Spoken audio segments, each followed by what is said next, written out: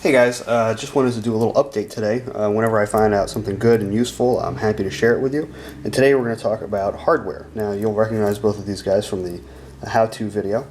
We have the knifekits.com Chicago screw and the McMaster-Carr Chicago screw that we've been using. Now the knifekits.com unit is all stainless steel, which means it's very strong and very reliable. However, this unit has sort of like, a very shiny finish to it, which may or may not fit your application. Maybe you don't want a holster that has like highly reflective parts on it, or maybe you just don't like shiny stuff. I mean, personally, more, the black oxide definitely tickles my fancy, especially in like a tactical application. It looks badass, and that's legitimate, right? When you're making something that's a little piece of craftsmanship, aesthetic choices are legitimate, right? So I've been using these guys for a little while, and they hold up really well for the most part. However, the post is black aluminum, which means that it's not as strong as steel. Aluminum's almost never as strong as steel. I can't think of an instance where it is. Now, they are lighter weight, right? And they are black, and that counts for quite a bit. And they're generally pretty reliable. However, I have had some reports that over-tightening causes this post to fail. Now, I'll show you what I'm talking about. This is my concealed carry holster. Now, let me show you something here. Let's see if I can do this without hurting myself.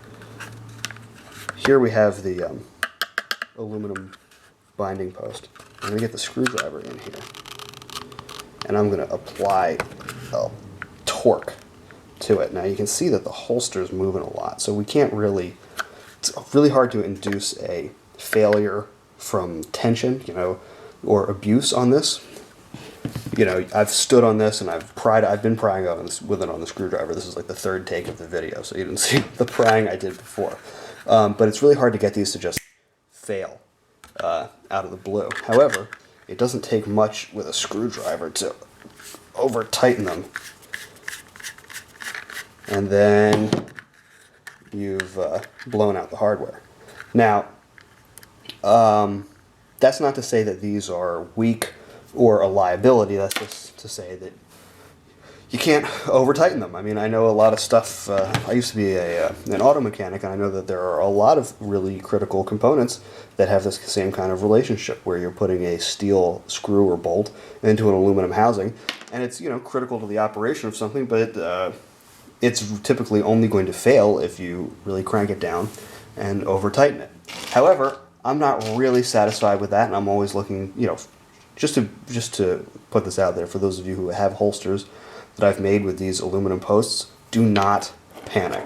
Do not panic.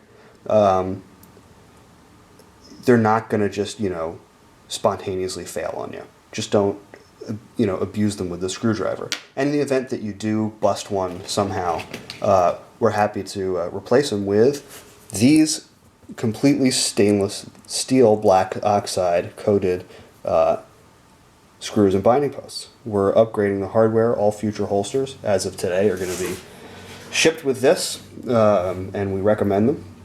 Not only does the finish hold up better than these other black oxide units, but they're steel on both sides, and they also are made in North America, possibly even in the USA or Canada, I think, and that's pretty cool. So let's put one of these guys in here, and I'm going to do the same test and tighten it down, and you will see that it will be virtually impossible to destroy. So here we go. That's really tight, and it's not going anywhere. So there's the back. That's how they finish. They're nice and smooth, and they blend right in.